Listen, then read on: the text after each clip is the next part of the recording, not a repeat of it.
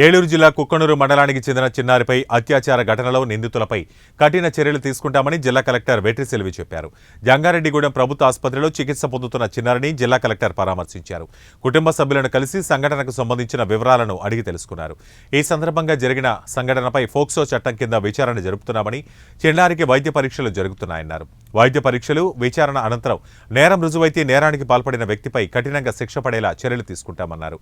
బాధిత కుటుంబానికి ఫోక్సో చట్టం కింద సహాయం అందిస్తామన్నారు. ప్రస్తుతం వైద్య పరీక్షలు, పోలీసు విచారణ జరుగుతున్నాయని, విచారణ అనంతరం తగు చర్యలు తీసుకుంటామని కలెక్టర్ వెట్రి సెల్వి చెప్పారు.